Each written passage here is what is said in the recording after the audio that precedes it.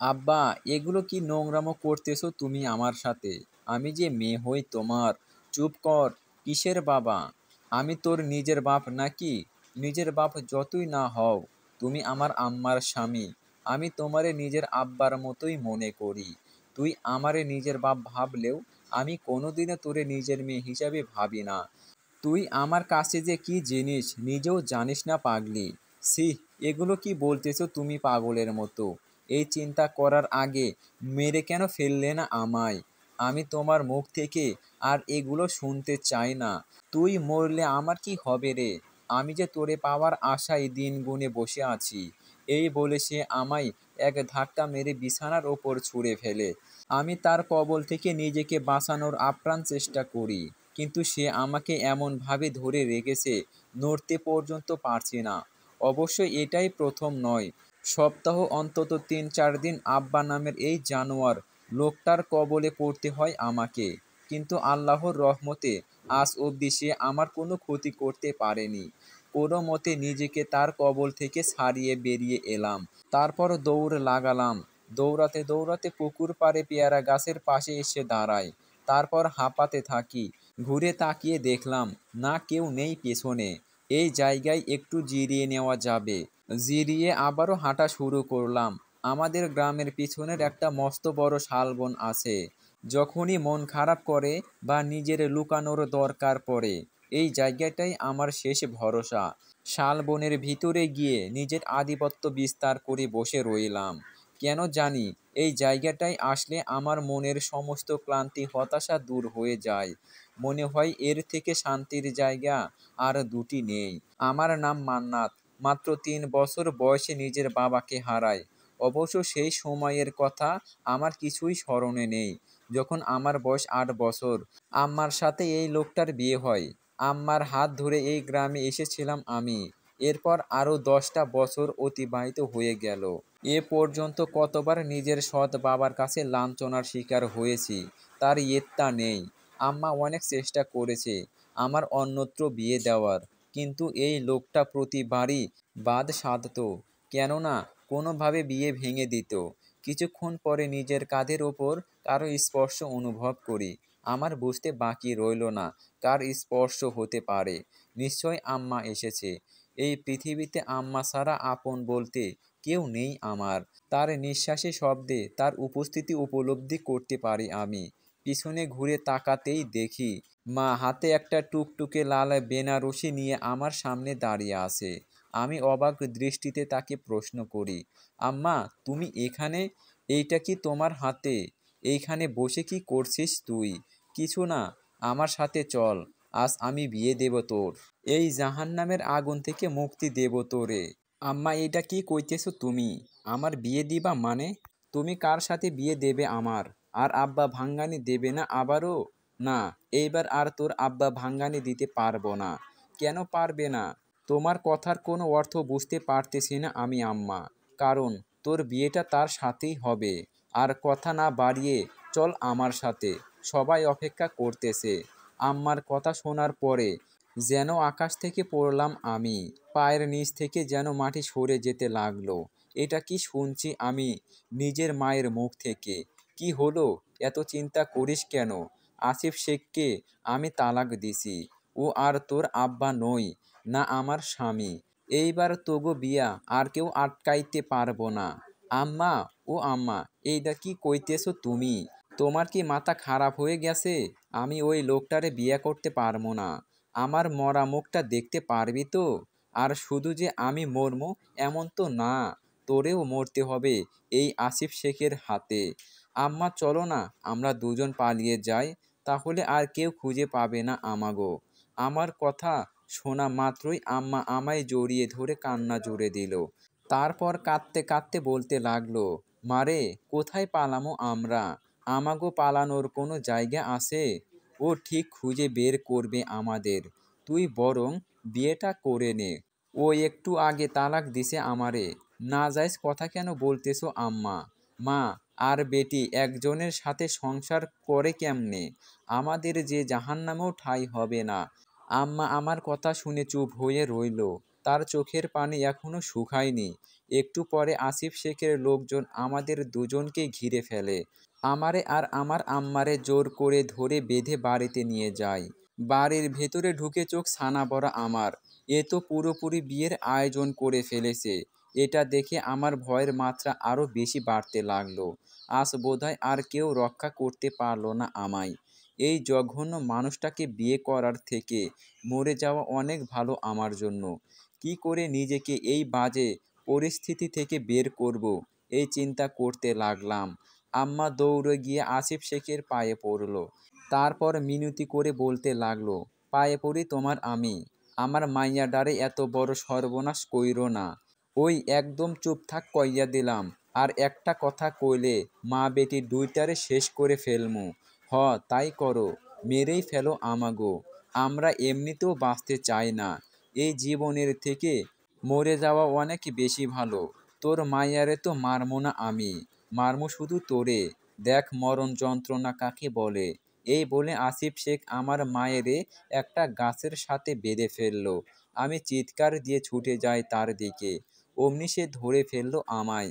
তারপর বলতে লাগলো, যদি নিজের মায়েরে বাঁচাতে চাস, বিয়ে কর আমার সাথে, নয়তো তোর মা কিন্তু বাঁচবো না। না, তুমি আমার মায়েরে কিছু করবা না। মায়ের কিছু হয়ে গেলে আমি বাঁচতে পারবো না। ঠিক আছে, তোর মায়েরে কিছু করবো না আমরা। একবার এই বিয়েতে রাজি হয়ে যা, আর কিছু লাগবো না। অবশেষে আমায় এক প্রকার বাধ্য করা হলো।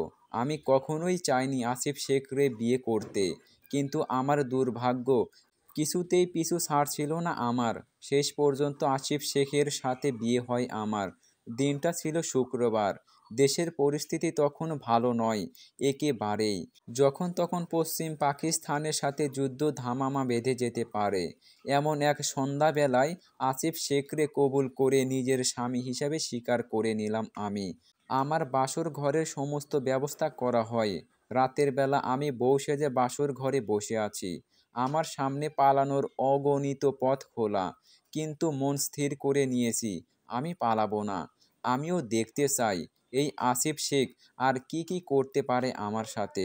তাছাড়া আমি পালিয়ে গেলে এই দায় শেষ পর্যন্ত আম্মার ওপরে বর্তাবে।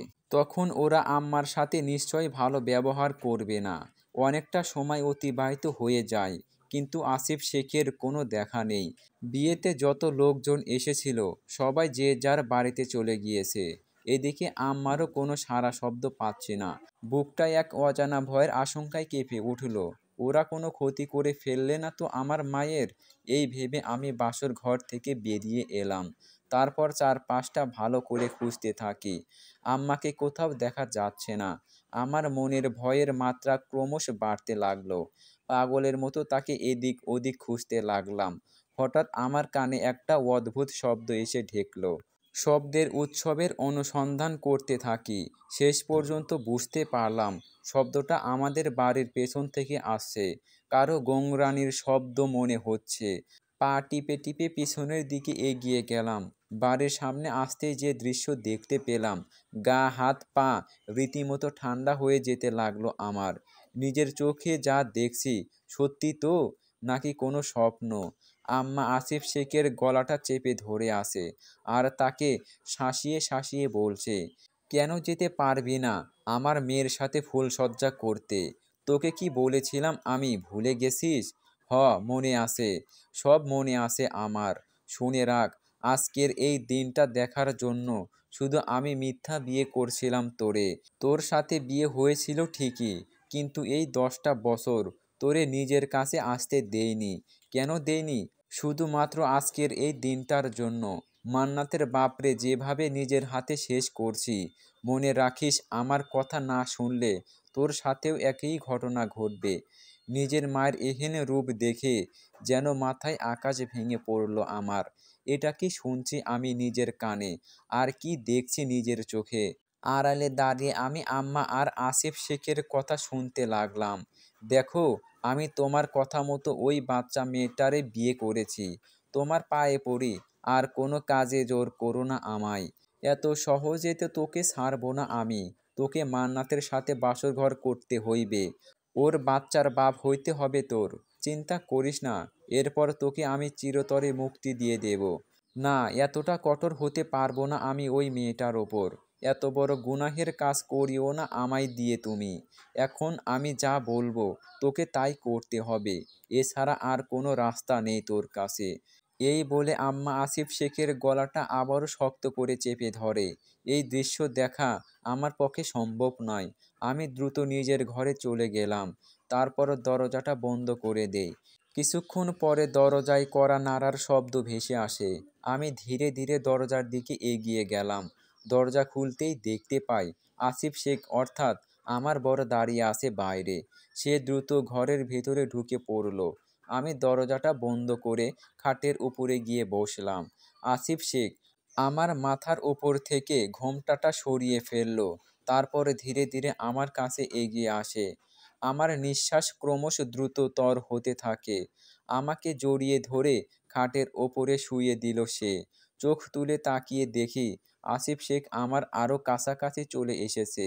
তার সাথে আমার দূরত্বের ব্যবধান মাত্র কয়েক ইঞ্চি। কিছু বোঝার আগে আসিফ শেখ আমার উপর থেকে উঠে গেল। আমিও উঠে তার পাশে বসলাম। না, এইটা সম্ভব না, আমার পক্ষে সম্ভব না, আমি পারবো না কিছুতেই করতে। এরপর আসিফ শেখ একটা ছুরি বের করে আমার হাতে ধরিয়ে দিল। আমি প্রথমে বুঝে উঠতে পারছিলাম না কিছুই। ছুরি কেন আনছেন? ছুরি দিয়ে কি হবে? তোমায় একটা কাজ করতে হবে, খুব ছোট কাজ। এই ছুরিটা আমার বুকে চালিয়ে দাও। আমি বাঁচতে চাই না, মরে যেতে চাই আমি। আসিফ শেখের কথা শুনে আমার হাত কাঁপতে লাগলো। কি বলতেছেন আপনি এগুলো? না, আমি এই কাজ করতে পারবো না। কেন পারবে না? তুমি কি এই বিয়ের বন্ধন থেকে নিজেকে মুক্তি করতে চাও না? তাহলে এত এত দ্বিধাদ্বন্দ্ব তোমার মনে? ছুরিটা আমার বুকে চালিয়ে দাও, শেষ করে দাও আমায়। ক্ষমা করবেন। কারো জীবন নেওয়া তো গুনাহ। আমি এই গুনাহর কাজ করতে পারবো না। তার ওপর আপনি আমার স্বামী, বুঝতে পারছি। তুমি আমার কোনো কথাই শুনবে না। যা করার এইবার আমারই করতে হবে। আমি তাকে বাধা দিয়ে বললাম, কি করতে চাইছেন আপনি? না, আমি আপনারে এই কাজ করতে দিবার পারি না।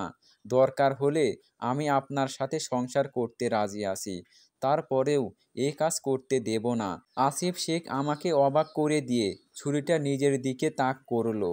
আমি তার হাত থেকে ছুরিটা কেড়ে নেওয়ার চেষ্টা করি। এক পর্যায়ে সে আমাকে ধাক্কা মেরে নিচে ফেলে দেয়। আমায় ক্ষমা করে দিও, বিয়ের দিনই তোমায় বিধবা বানিয়ে দিয়ে চলে যাচ্ছি। না, আমার পক্ষে এইবার বেঁচে থাকা সম্ভব না। এই বলে আসিফ শেখ ছুরিটা নিজের বুকে চালিয়ে দিল।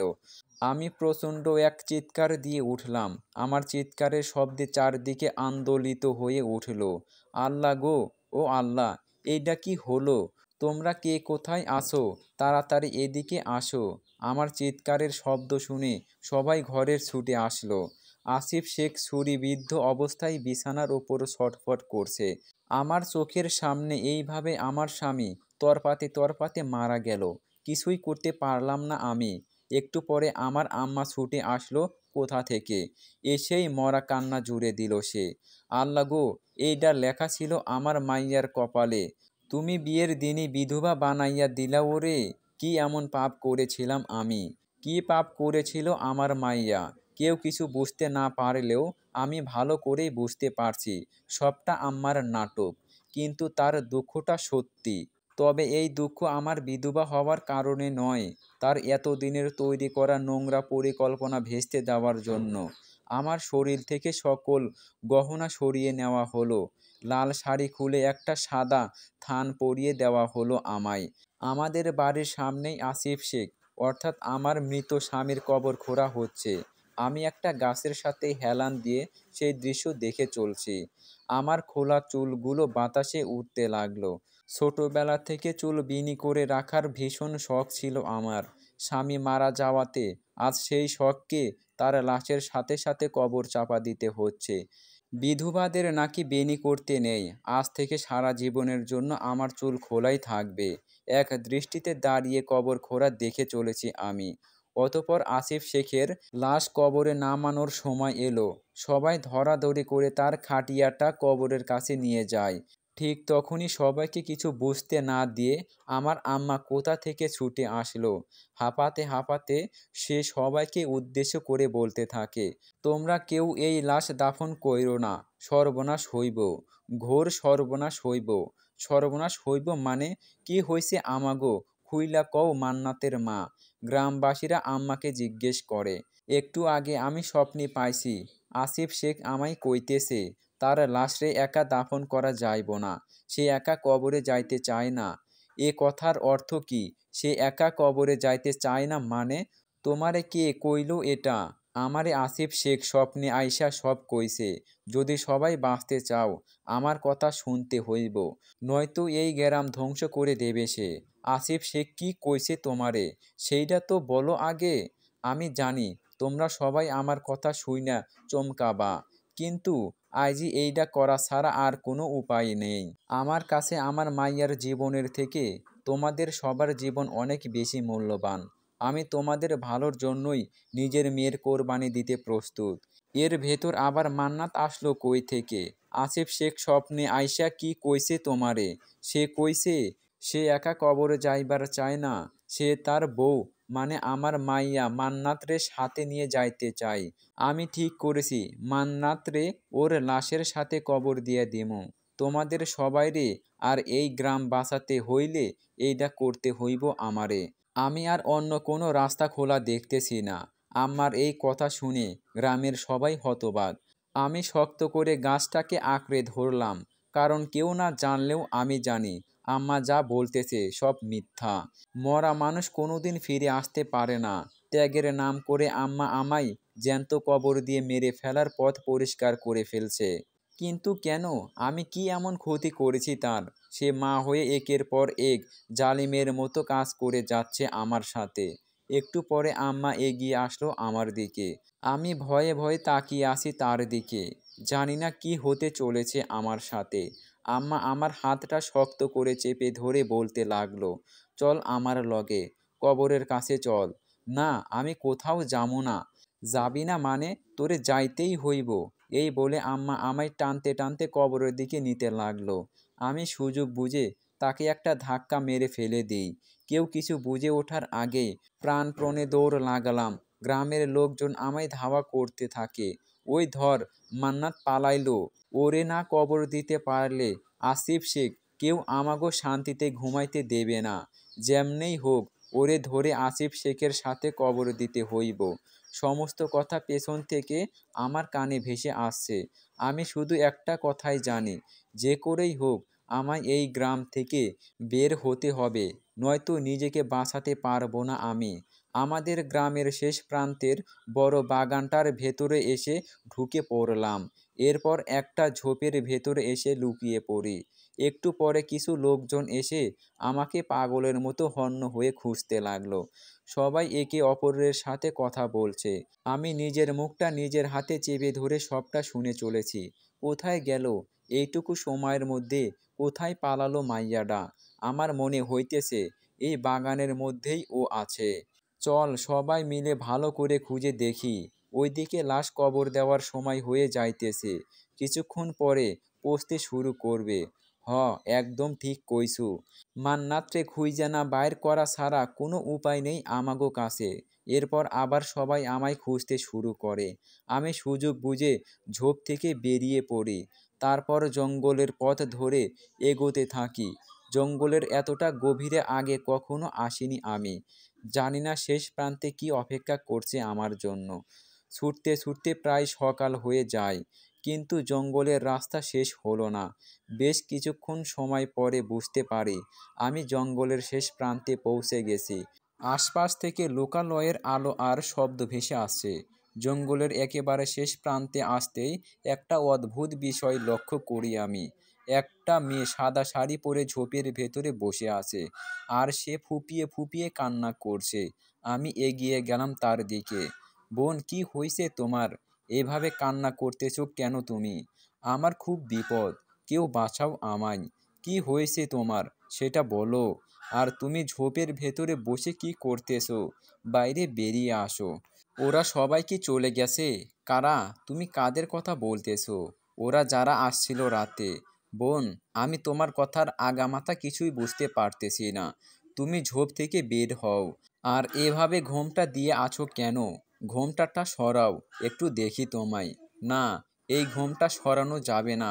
ওরা চিনতে পারলে মাইরা ফেলবো আমারে। আচ্ছা, এখানে কেউ নাই, তুমি বাইরে বেরিয়ে আসো আগে। দেখো, আমি ছাড়া কেউ নাই এখানে। সত্যিই বলতেছো তো তুমি? নাকি তুমিও ওদের লোক? আরে, আমার অবস্থা তোমার থেকেও খারাপ। আমি আবার কাদের লোক হইতে যাব? মেয়েটা আমার কথায় ভরসা করে বেরিয়ে আসলো। এরপর আমি তাকে আবারও প্রশ্ন করি, তুমি না বলেছিলে খুব বিপদ তোমার? কিসের বিপদ? আর তুমি কাদের কথা বলতেছিলে? জানতে চাও আমার কিসের বিপদ? হ, জানতে চাই। আচ্ছা, আসো আমার লগে। তার আগে তুমিও ঘোমটাটা টাইনা লও, নয়তো তোমারও বিপদ হইতে পারে। হ, ঠিক কইছো।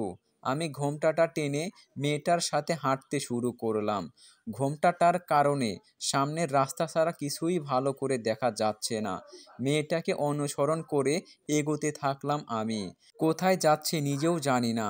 মেয়েটা একটু পরে আমায় প্রশ্ন করে, আচ্ছা, তুমি এই জঙ্গলে কি করতেছো?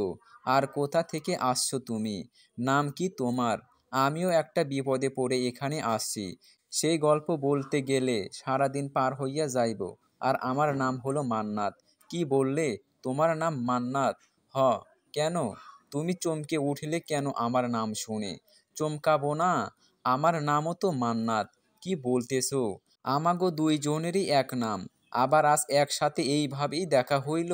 মেয়েটা একটু পরে আমায় থামিয়ে দিয়ে বলল, এই বটগাছের আড়ালে তাকিয়ে দেখো, আমার বাড়িতে ওরা কি করতেছে। ঘোমটাটা খুলে যেন আকাশ থেকে পড়লাম আমি।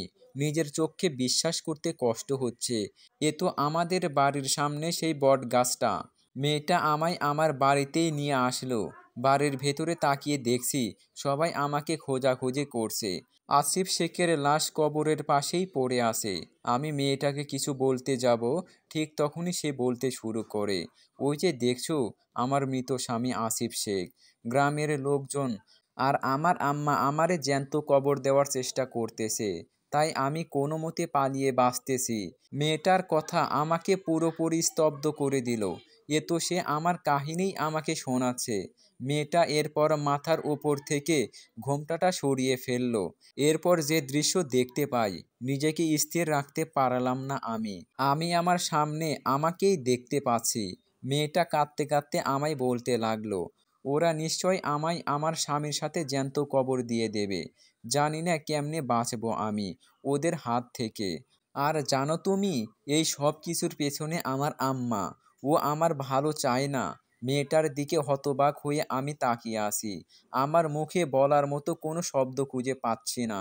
কাঁপা কাঁপা গলায় তাকে জিজ্ঞেস করি, কে তুমি? সত্যি করে বলো, কে তুমি? আমি মান্নাত, বললাম তো। দেখো, তোমার আমার নাম আর চেহারায় কি অদ্ভুত মিল। এটা হতে পারে না, কিছুতেই হতে পারে না এটা। সত্যি করে বলো, কে তুমি? তোমার পরিচয় কি? আরে বাবা, বললাম তো, আমি মান্নাত। আর এই যে বাড়িটা দেখছো, এটা আমার বাড়ি। যার লাশটা দেখতে পাচ্ছো, ওটা আমার স্বামী আসিফ শেখ। আর যে পাশে বসে কান্না করছে, তোমার আম্মা, তাই তো? তোমার আম্মাই আসিফ শেখরে জোর করে তোমার সাথে বিয়ে দিয়েছে। কিন্তু আসিফ শেখ শেষ পর্যন্ত নিজের বুকে ছুরি মেরে নিজেরে শেষ করে দিয়েছে, তাই না? হ্যাঁ, তাই তো। কিন্তু তুমি এত কিছু কি করে জানলে? বাসর ঘরে তো গতকাল রাতে আমি ছাড়া কেউ ছিল না। আমি জানতে পারলাম কারণ তুমি আর আমি একই মানুষ। এ পর্যন্ত তোমার সাথে যা যা হয়েছে, এ সব কিছু আমার সাথেও ঘটেছে। আমরা দুজন আলাদা জায়গায় দাঁড়িয়ে থাকলেও আমরা আলাদা নই। শুনতে অদ্ভুত লাগলেও এটাই সত্যি। তুমিও যা, আমিও তাই। আমার কথা শুনে আমার সামনে দাঁড়িয়ে থাকা মান্নাত হাঁ করে তাকিয়ে রইল কিছুক্ষণ। এরপর বলতে লাগলো, তোমার কি মাথা খারাপ হয়ে গেছে? কি বলছো তুমি এগুলো? আমরা দুজন এক মানুষ কি করে হতে পারি? না, এটা অসম্ভব। তুমি আমার বিভ্রান্তে করার চেষ্টা করছো। আমি যদি মিথ্যে বলবো, তাহলে তোমার বাসর রাতের ঘটনা কি করে জানলাম? আর আমি তোমায় দরকার হলে আরও প্রমাণ দিচ্ছি। কি প্রমাণ দেখাবে, দেখাও। আমার বাম পায়ে একটা দাগ আছে। ছোটবেলায় তাকদীর ভাইয়ের ধাক্কা খেয়ে কেটে গিয়েছে। এখনও সেই দাগ শুকায়নি। হ্যাঁ, আমার পায়েও তো কাটা দাগ আছে। তুমিও তাকদীর ভাইকে চেনো? কেন চিনব না মান্নাত? এমন কোনো কিছু হতেই পারে না যা তোমার চেনা অথচ আমার অচেনা। আমরা যে একই। আমি এখনো তোমার কথাই স্পষ্ট বুঝতে পারছি না। আচ্ছা, একটা শেষ প্রশ্ন। বলো তো, তাকদীর ভাইয়ের সাথে আমাদের শেষ দেখা কবে হয়েছিল? তাকদীর ভাই তার মামার বাড়িতে যাবার আগে। সেটা তো বুঝলাম, কিন্তু কোথায় বসে? আমার মুখ থেকে সত্যিটা সেটা শুনতে চাও তুমি? হ্যাঁ, শুনতে চাই। ওনাদের বাড়ির ঝোপের ধারে। উনি আদর করে দিয়েছিল আমাকে। আমি এক প্রকার জোর করেই ওনার কাছ থেকে ছুটে আসি। কোথায় কোথায় আদর করেছিল তোমায়? আমি মান্নাতের প্রশ্ন শুনে রীতিমতো অবাক হয়ে গেলাম। ও একের পর এক প্রশ্নের গভীর পর্বতে ঢুকে যাচ্ছে। আমার ভীষণ সংকোচ হচ্ছে ওর প্রশ্নের উত্তর দিতে। কিন্তু পরে ভেবে দেখলাম, মান্নাত আর আমি আলাদা কেউ নই। নিজের কাছে নিজের আবার কিসের লজ্জা? কি হলো, চুপ করে আসো কেন, বলো। কপালে একটা, দু গালে দুটো, এরপরে ঠোঁটের ওপর তার ঠোঁট রাখতেই আমি পালিয়ে গিয়েছিলাম। হ্যাঁ, তাই তো, সব মিলে যাচ্ছে। আমাদের দুজনের সব কিছু এভাবে মিলে যাচ্ছে কি করে? তাহলে তুমি যা বলছো তাই কি সত্যি? এটা কোনো ভ্রম নয় তো? আমরা কোনো স্বপ্নের ভেতরে নেই তো? আমায় স্পর্শ করে দেখো। এই দেখো, হাত বাড়িয়ে দিলাম। আমি হাত বাড়িয়ে দিতেই মান্নাত আমার হাতটা ধরলো। আমরা দুজন দুজনের অস্তিত্ব অনুভব করতে পারছি। কি দেখলে তো? আমরা কোনো স্বপ্নের ভেতরে নেই, না কোনো ভ্রম হচ্ছে আমাদের। তাহলে এখন কি করা উচিত? আমাদের দুজনের যে বিপদ। আমি চাই না তুমি বা আমি ধরা পড়ি। একবার ধরা পড়ে গেলে ওরা জ্যান্ত কবর দিয়ে দেবে আমাদের। একদম তাই। আচ্ছা, তুমি কি জানো আম্মা আমাদের সাথে কেন এমন করছে? উনি তো আমাদের নিজের মা। তাহলে আমাদের মারতে কেন চাইছে? তুমি না জানলে আমি কি করে জানবো? আমাদের যে করেই হোক আম্মার এই সত্যিটা খুঁজে বের করতেই হবে। মা হয়ে পেটের মেয়ের সাথে এত বড় বর্বরতা কি করে করে? আমরা দুজন গাছের আড়ালে দাঁড়িয়ে বাড়ির ভেতরের দৃশ্য দেখছি। মান্নাত আমার পেছন থেকে কাঁধের ওপর হাত রেখে আছে। একটু পরে সবাইকে অবাক করে দিয়ে বাড়ির ভেতরে তাকদীর ভাই এসে ঢুকে পড়ল। সে আসিফ শেখের দিকে তাকিয়ে চেঁচিয়ে বলতে লাগলো, কি হলো? এই বুড়োটা মরল কি করে? নিজেই নিজেরে খুন করেছে। নিজের বুকে ছুরি চালাইয়া মরছে। ভালো করছে, খুব ভালো করছে। যে লোক নিজের সৎ মাইয়ারে বিয়া করবার পারে তার এর থেকেও কঠিন সাজা পাওয়া উচিত ছিল। তা তোমরা এর লাশ দাফন না করে বইসা আছো কেন? আমরা সবাই মান্নাতের জন্য অপেক্ষা করতেছি। ওরে ছাড়া এই লাশ কবরে নামানো যাইব না। মানে কি কইতেছো তোমরা? এই বুড়ো লাশের সাথে মান্নাতের কি সম্পর্ক এখন? তুমি এত কথা কেন কও মিয়া? কিছুই তো জানো না। আমরা যা করতেছি এই গ্রামের ভালোর জন্যই করতেছি। আর গ্রামের ভালো মানে তোমারও ভালো। আমি কিছু বুঝবার পারতাছি না। কি করলে কি ভালো হইব তোমরা বলো আমারে। আসিফ শেখ মান্নাতের মায়েরে স্বপ্নে আদেশ দিছে যেন তার লাশের সাথে মান্নাতেরও জ্যান্ত মাটি দেওয়া হয়, নয়তো এই গ্রাম ছারখার করে দেবে সে। এই কথা এই বুইড়া কইছে মরার পর। মরা মানুষ আবার কথা কয় কেমনে? আমরা এত কিছু জানি না। মান্নাতেরও ওর স্বামীর সাথে কবর দেওয়ার সিদ্ধান্ত আমাগো কারোর না, ওর মায়ের। তার পেটের মেয়ে, সে তো আর এমনে এমনি নিজের মাইয়ারে সর্বনাশ করবে না। গ্রামবাসীর কথা শুনে তাকদীর ভাই আম্মার দিকে এগিয়ে আসলো। এরপর তার দিকে ক্রোধের দৃষ্টিতে তাকিয়ে বলতে লাগলো, ওই মান্নাতের আম্মা, তোমার কি মাথা গেছে? তুমি নিজের মাইয়ারে কবরে পাঠাতে চাও? কেমন মা তুমি? তুমি আদৌ ওর মা তো? বাজান, আমি যা করতেছি সবার ভালোর জন্যই করতেছি। তুই ভুল বুঝিস না আমারে। আমি জানি তুই আমার মাইয়াডারে বড্ড বেশি ভালোবাসিস। ওরে বিয়াও করতে চাস। কিন্তু আমি কি করব? আমার যে হাত পা বাইন্ধা দিছে আল্লাহ। একদম আল্লাহর নাম নিবা না। আল্লাহ কিছু করে নাই। যা করার তুমি করছো। এখন আবার আল্লাহর দোষ দিতাছ? আচ্ছা, মান্নাত কোথায়? ওরে তো দেখতে পাইতেছি না। ও পালাইছে। ওরে পাইলে আইস আর রক্ষা নাই। দরকার পড়লে যে বাধা দিতে আইব তারে শুদ্ধ মাটি দিমু। আজ ওই মাইয়ারে। এই বলে গ্রামবাসীরা একজোট হলো। ঠিক তখন আমি অনুভব করি পেছন থেকে মান্নাত আমায় চেপে ধরেছে। এরপর আমায় বলতে লাগলো, এই সুযোগ আমি আমার তাকদির ভাইরে তোমার হইতে দিমু না কিছুতেই। যাও মরো গিয়ে এবার, নিজের স্বামীর সাথে তার কবরে যাও। এই বলে মান্নাত আমার গাছের আড়াল থেকে ঠেলে উঠানের দিকে ফেলে দিল। গাছের পেছনে থাকতে গ্রামবাসীরা ওকে দেখতে না পেলেও আমায় পেয়েছে। অমনি হায়নার মতো দল বেঁধে ছুটে আসে আমার দিকে। আমি পেছনে ফিরে দেখি মান্নাত আড়ালে থেকে আমার দিকে তাকিয়ে হাসছে। হায় আল্লাহ, এ কোন পরীক্ষার মুখে ফেললে আমায় তুমি? আমি নিজেই কিনা এখন নিজের শত্রু। কেমন লাগলো এই পর্যন্ত? পরবর্তী পর্বের জন্য অপেক্ষা করুন।